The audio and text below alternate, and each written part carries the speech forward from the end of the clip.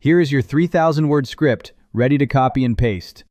There is something that the great Jewish sages knew about time that most modern people have completely lost.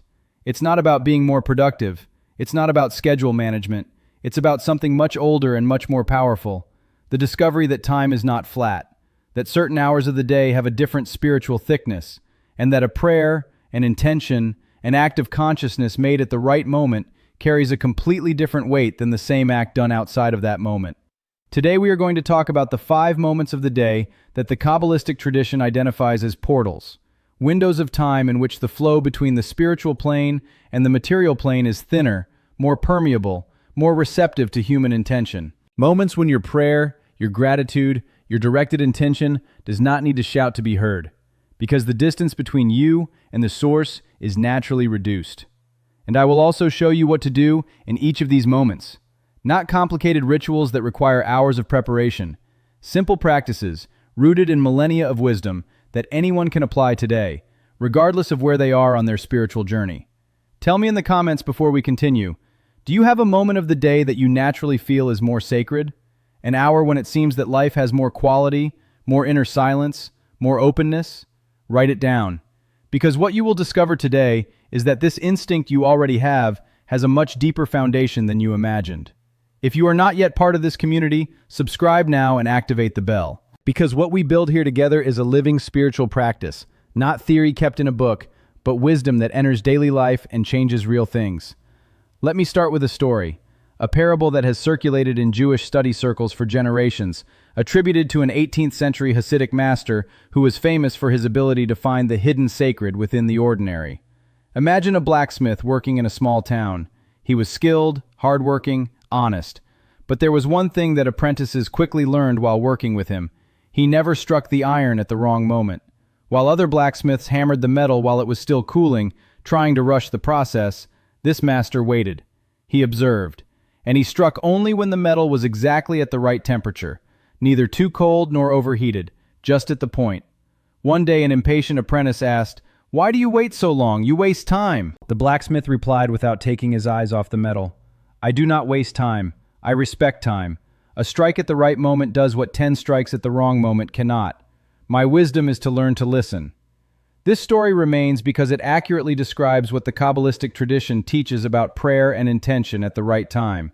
It's not about quantity, it's about alignment. It's about learning to listen when the metal is at the point. So let's talk about the spiritual structure of time. And we start with a fundamental concept that underlies everything that comes after. In Kabbalah, time is not a flat line where all moments are equivalent.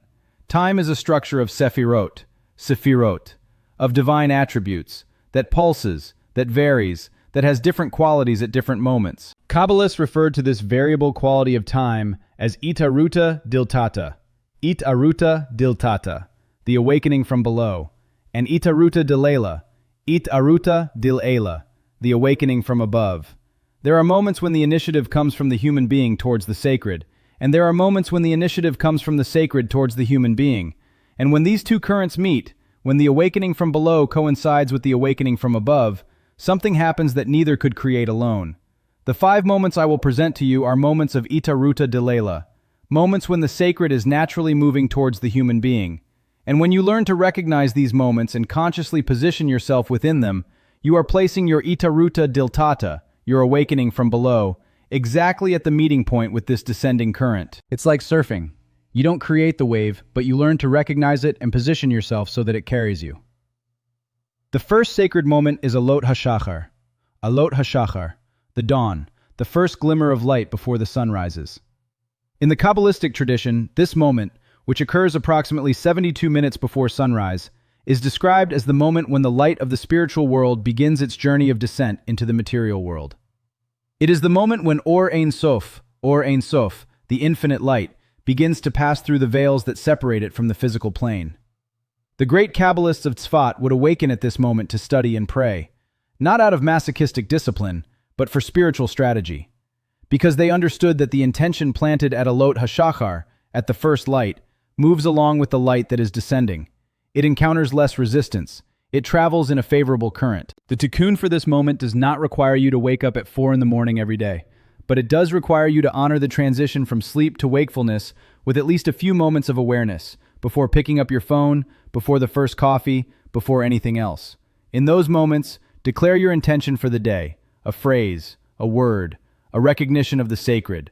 This simple gesture, made at the moment of transition between sleep and wakefulness, plants a seed in the most fertile ground of the day. The second sacred moment is the Netz HaChamah, the sunrise, the exact instant when the solar disk appears on the horizon. The Talmud describes the Vatikin, the most fervent pious ones, as those who calculated the Netz HaChamah precisely and aligned their morning prayer so that the moment of greatest intensity coincided exactly with the sunrise. They understood that in this specific instant, there is a convergence of energies that the Kabbalists described as the opening of the portal of chesed, of kindness, of generosity, of a descending flow of abundance. There is a powerful image that the sages used to describe the Netz HaChamah spiritually. They said it is like the moment when a king steps out of his private chambers into the throne room, the moment when he is accessible, when his decisions are made with the freshness of the morning, when petitioners have the greatest chance of being heard with full attention. The tikkun for this moment, if you can see the sunrise, even if it's through the window, even if it's for a moment, stop. Look at that light that is coming, and declare softly or internally, the same Eternal who makes this sun rise every day without fail, that same Eternal is active in my life. His faithfulness is new every morning. This is what the Psalms call Chadashim lebekarim, new mercies every morning. Recognizing this at the moment it happens is transforming an observation into a prayer. The third sacred moment is the mincha, the afternoon prayer, which occurs between midday and sunset. The Talmud makes a surprising statement about mincha. It says that this is the prayer Elijah used when he challenged the prophets of Baal on Mount Carmel, and that the fire that came down from heaven at that moment responded to the prayer of mincha.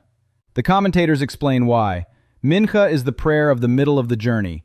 It is when the human being is in full activity, in full contact with the world, tired from the morning's effort and still far from the night's rest. It is the moment of greatest mundanity, and therefore prayer at this moment has a specific power that others do not have. The Kabbalists called this power Itaruta dilatata belibo shel hayom, the awakening from below in the heart of the day. When you stop in the middle of the current of the day, when you interrupt the automatic flow of work, obligations, urgencies, and direct your attention to the sacred for a moment, you are doing something of considerable spiritual courage. You are saying, the world does not consume me completely. There is something in me that is beyond the day. The tikkun for this moment, at some point between noon and the end of the afternoon, you stop for 3 minutes. It can be at work, in the car, in a bathroom if necessary, and you ask yourself a simple question. What am I building today? For what? For whom? This question, asked with awareness in the heart of the day, is a form of mincha for those who cannot stop for a formal prayer. It is the reorientation. It is the reminder that work has a purpose beyond work. The fourth sacred moment is Shkiat HaChamah, the sunset. The moment when the sun touches the horizon and begins its descent into what the Kabbalists called the lower world. In Jewish tradition, sunset marks a boundary of extraordinary spiritual importance. It is the beginning of the new day, because the Hebrew calendar counts the day from evening to evening, following the pattern of the creation narrative in Genesis. And there was evening and there was morning, one day. The dark comes before the light. The night is the womb from which the day is born. Shkiat HaChamah is the moment of transition between what was and what is yet to be. And the Kabbalists taught that at this moment, at this boundary, there exists a specific quality of din, of judgment, of closing accounts, of evaluation. It is the moment when the day closes, and when each soul makes, consciously or not, a balance sheet. The tikkun for this moment. When the sun sets, or close to this moment, you ask an honest question. What did I give today? Not what I produced, not what I achieved, not what I accumulated. What did I give? A word of encouragement, genuine attention, an act of tzedakah, a prayer for another. What came out of me today towards the world? This question, asked at the close of the day, creates what the Kabbalists called heshbon dayoma, the accounting of the day, an honest inventory that is not self-punishment but self-awareness. And the self-awareness cultivated at the end of each day will, over time, change what happens during the day. The fifth sacred moment is Chatzot Halayla, midnight, the exact point of division of the night. This is the most mysterious moment of the five, and also the most powerful according to Kabbalistic tradition. The Zohar describes midnight as the instant when the Eternal, so to speak, descends to the gardens of Eden and meets the souls of the righteous who are awake studying and praying. It is a moment of devekut, of deep connection, that has a quality different from any other moment of the day or night. The great Kabbalists, especially those from the Ari school in Tzfat, practice tikkun chatzot, a midnight rite that involved lamentation for the destruction of the temple and prayer for the restoration of divine fullness in the world. It was a demanding practice, waking at midnight, sitting on the floor, crying for the fragmentation of the sacred in the world, and then moving from lamentation to hope and to the study of the Torah. I won't ask you to wake up at midnight every day, but I will tell you what the masters taught about the spiritual quality of that moment. They said that when someone is involuntarily awakened at midnight, when sleep escapes and you find yourself lying in the dark at 12 o'clock unable to sleep, it is not an accident. It is an invitation, a knock on the spiritual door. The tikkun for this moment, the next time you wake up in the middle of the night and can't sleep, instead of fighting against sleep or grabbing your phone, you simply stay still, breathe, and you say internally, I am here. If there is something that needs to be seen, let it be seen. If there is something that needs to be heard, let it be heard. This simple openness in that specific moment creates a receptivity that the Kabbalists described as rare and precious. Don't waste it with the anxiety of wanting to sleep. Now let me give you a practice that integrates all 5 moments in a simple and sustainable way. It is called Shemirat Ha'itim. Shemirat Ha'itim, the guarding of the times. It is the practice of developing sensitivity to the sacred moments of the day, not obsessively, not as another obligation on the list, but as a gradual refinement of perception. For 7 days, you will choose only one of the 5 moments to practice. Just one. The one that resonates most with your life, with your schedule, with where you are right now. And in that moment, every day for 7 days, you stop. 1 minute. 2. And you make the gesture of recognition, the declared intention, the honest question, the gaze towards the light, the inventory of the day, any of the tikkunim I mentioned. 7 days with 1 moment. Then, if you wish, you can add another. Jewish tradition teaches that small and real consistency is worth infinitely more than great and inconsistent ambition. Nafshi kechemar, my soul like clay, the prophet said. The clay that is worked slowly, with patience, with constant pressure, that is the one that holds its shape. The one that is pressed hard once and then forgotten, that returns to the amorphous. Be the clay worked with patience. Choose a moment, practice consistently, and observe what changes, not dramatically, not overnight, but in the real way that things truly change, gradually, deeply, from the inside out. Tell me in the comments, which of the 5 sacred moments will you start practicing this week?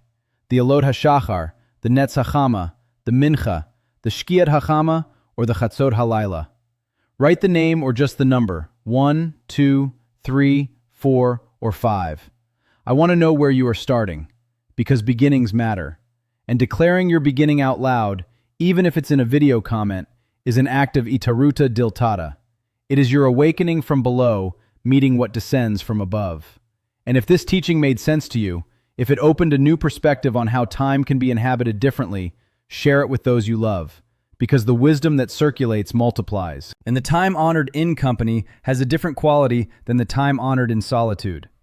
A blessing for you about time, about every hour you will still live, about every threshold you will still cross. May you learn to recognize the moments when heaven leans in your direction.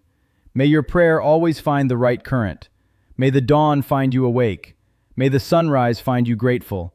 May the heart of the day find you oriented. May the sunset find you generous. And may midnight, when it comes, find you available for what only silence knows how to say. May every moment of your day be a meeting point between you and the sacred. May the time given to you be enough for everything that was destined for you. May the Lord bless you and keep you.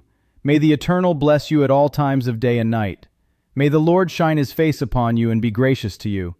May His light illuminate the moments when your path seems dark. May the Lord lift up His face upon you and give you peace. May peace, the whole peace, the peace that does not depend on circumstances, the peace that comes from knowing that time is in the right hands, rest upon every hour of your life. Amen and amen. In the next video, we will talk about one of the most personal and surprising teachings of Kabbalah, what the letters of your name reveal about the mission of your soul and the specific path through which blessing flows into your life. A video that will make you look at your own identity in a completely new way. Activate the bell and I'll see you there. Shalom.